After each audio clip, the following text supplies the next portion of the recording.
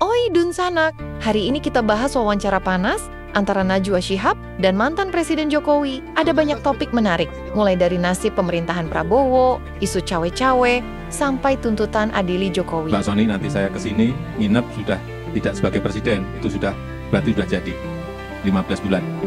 Apakah Jokowi benar-benar sudah pensiun dari politik atau masih jadi kingmaker di belakang layar? Kita bongkar satu persatu.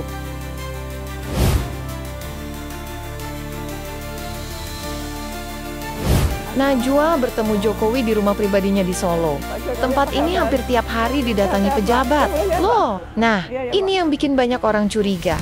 Ada apa di balik pertemuan-pertemuan ini? Kita bahas nanti. Rasanya ini pemandangan yang hampir setiap hari kita lihat di kediaman pribadi Pak Jokowi. Oh, tidak hanya pengunjung biasa sebetulnya.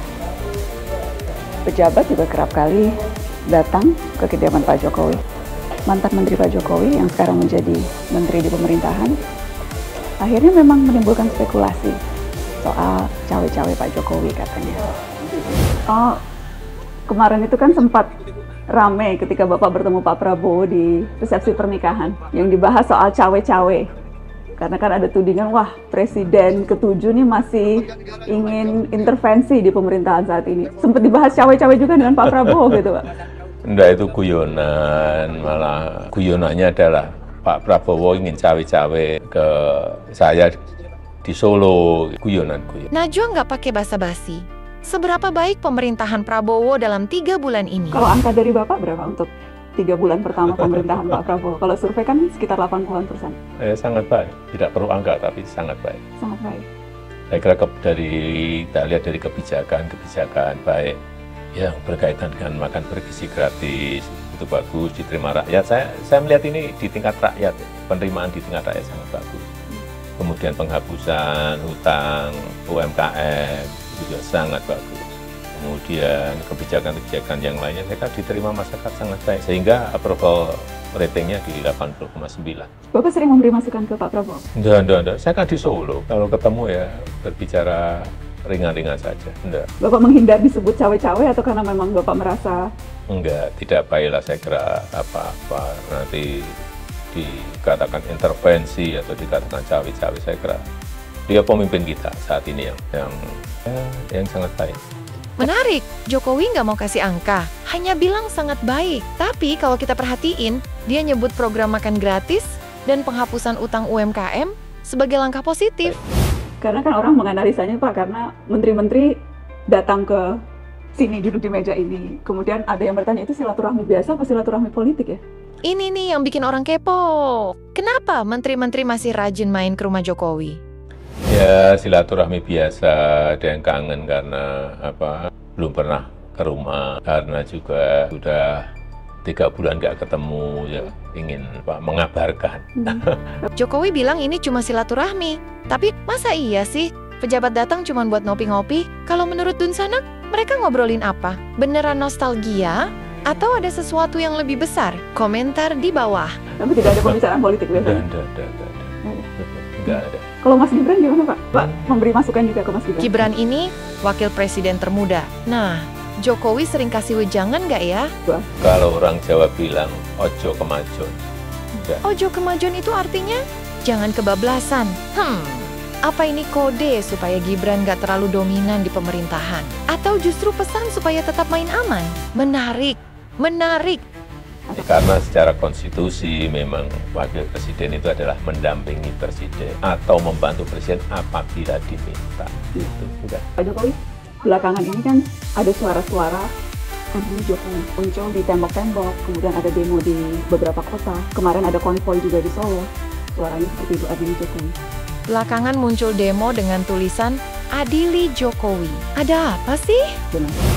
Ya itu kan ungkapan ekspresi kan. Ekspresinya bisa macam-macam. Ekspresi karena kekalahan di Pilpres bisa, saya kira ini negara demokrasi. Saya kira ya biasa-biasa aja. Jokowi santai bilang ini cuma ekspresi demokrasi, tapi beneran gak ada yang lebih besar di balik ini? Atau ada yang belum move on dari Pilpres? Pak, saya harus tanya soal IKN, Pak.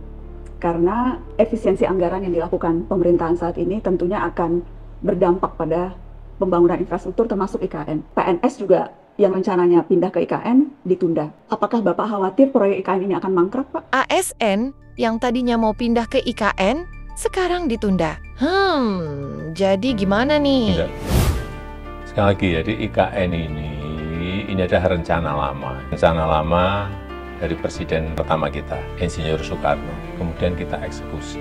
Dan memang kalau kita melihat secara makroekonomi, PDB ekonomi kita itu 58% itu berputar di Jawa. Padahal kita memiliki 17.000 pulau. Tapi 58% PDB ekonomi itu berputar di Pulau Jawa. Yang kedua, 56% penduduk Indonesia itu ada di Pulau Jawa. Sehingga magnetnya itu semuanya ada di Jawa. Dan saya kira daya dukung Pulau Jawa kalau kita terus-teruskan tidak akan mampu. Karena semua magnetnya akan ketarik ke sini.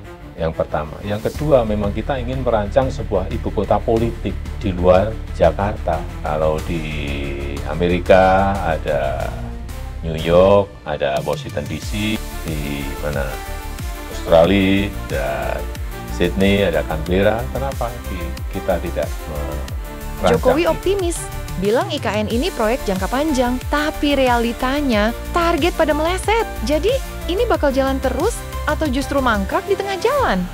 Bagi IKN ini adalah proyek jangka panjang. Bisa 10 tahun, bisa 15 tahun, bisa 20 tahun. Ini ibu kota yang pindah. Mau pindah rumah aja ruwetnya seperti itu, apalagi ini mempersiapkan perpindahan ibu kota. Jadi kesiapannya kan memang harus betul-betul sempurna betul baru pindah. Misalnya ASN kita mau kita pindah, sekolah anaknya siap belum? Kalau sakit, rumah sakitnya siap, sudah beroperasi belum? Kan semuanya harus dihitung.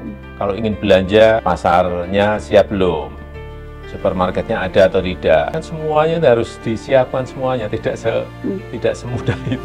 Mbak Sony, nanti saya ke sini, nginep sudah tidak sebagai presiden, itu berarti sudah jadi 15 bulan. Kayaknya Bapak dulu sempat bilang akan terus mengawal IKN, walaupun sudah tidak lagi menjabat presiden. Itu yang akan Bapak lakukan sekarang? Ya bukan mengawal, ya mengingatkan bahwa IKN ini sudah ada undang-undangnya, sudah disetujui oleh 93 fraksi yang ada di DPR.